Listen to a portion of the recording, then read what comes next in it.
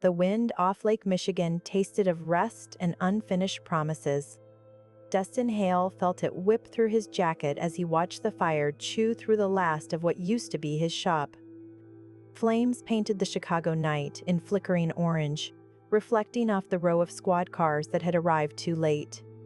The arson investigator said it looked like a professional accelerant poured along the walls, ignition timed perfectly. Dustin already knew who had done it. He'd pictured that smirk 100 times.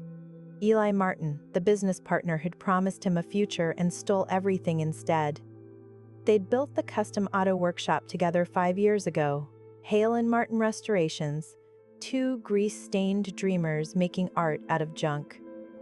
It was Eli who chased the investors, the sponsorships, the glitz. Dustin was the craftsman, the quiet one who could look at an abandoned '67 Mustang and see redemption. But when the first big investor check came in, the money started moving in directions Dustin never approved. Luxury cars, gambling nights, new partial owners. Eli swore would level them up. When Dustin finally confronted him, papers in hand, voice shaking, Eli smiled, that calm predator's grin, and said, "Partner, paper trails don't mean anything when everyone signs blind." 3 weeks later, Dustin arrived at a padlocked shop and received an eviction notice. Eli had registered a new company down the street. Same clients, same equipment, but under a new name, Martin Performance. And now his fire destroyed more than steel. It erased proof that might have cleared Dustin's name when the banks came calling. The cops took his statement, asked the perfunctory questions, then left him standing in dawn's pale light, surrounded by smoldering ashes. Dustin moved into a cheap third-floor apartment overlooking a pawn shop. He spent weeks combing through old receipts, emails, anything that might point to Eli's fraud. But Eli was clever. Everything had been rewritten, contracts altered, signatures forged, suppliers bribed into silence. Then, one night at the same dive bar they'd used to celebrate their first big payday, Dustin overheard something. 2 of Eli's new mechanics bragged about a secret deal to deliver stolen car parts to a rich collector upstate. Eli was using illegal exports to fund his racing team. That was the kind of thing the feds would swallow whole if they had evidence. Dustin didn't go to the cops right away. He wanted justice, yes, but not the kind wrapped in paperwork.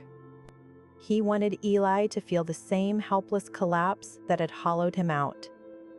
Justice wrapped in humiliation. He spent 2 months gathering proof. An old friend at a performance shop helped install a GPS chip into a batch of specialized brake calipers bound for Eli's showroom.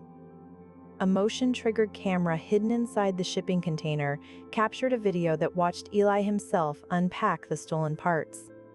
Evidence acquired, Dustin could have sent it straight to the FBI. Instead, he saved one final step for himself. Eli's new venture was sponsoring a charity drag race at the Route 66 Raceway in Joliet. Press, cameras, investors, exactly the crowd Dustin wanted. He bought a pit pass under a borrowed name and arrived that morning wearing sunglasses and a hoodie. Eli strutted through the garage area like royalty.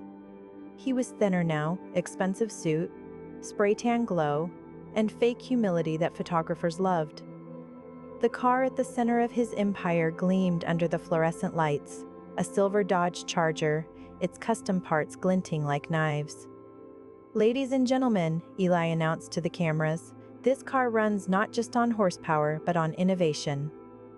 Innovation, Dustin thought, stolen from the very people who believed in him. When the race began, Eli's team set the car on the track, crowd cheering as engines screamed.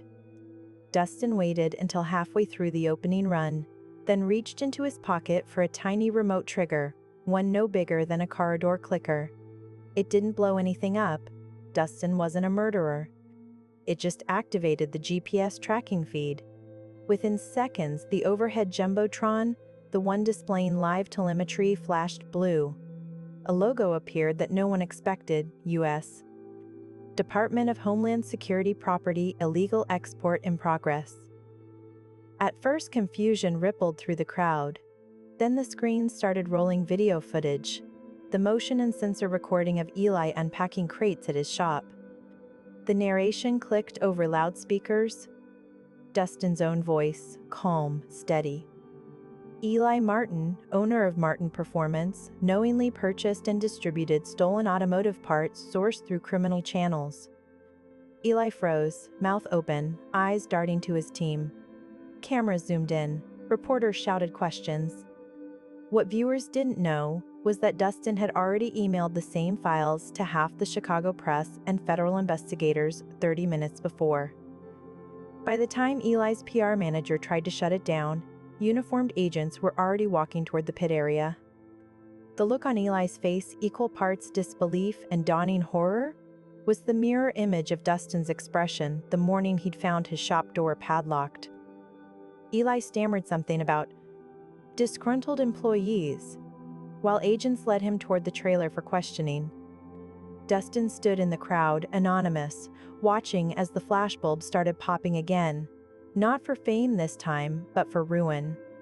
In the following weeks, the story exploded. Local businessman arrested for auto part smuggling. Sponsors pulled out. Eli's assets were frozen. His name, once golden at car shows and investor dinners, turned radioactive overnight. Dustin didn't gloat publicly. He didn't even approach reporters. He left the city limits and drove west until the skyline flattened into farmland. He ended up in a small town near Peoria where the locals didn't care about lawsuits or newspapers. He rented a dusty garage, hung a hand-painted sign that simply read Hale's Auto Salvage, and started again. No investors, no partners, no false promises.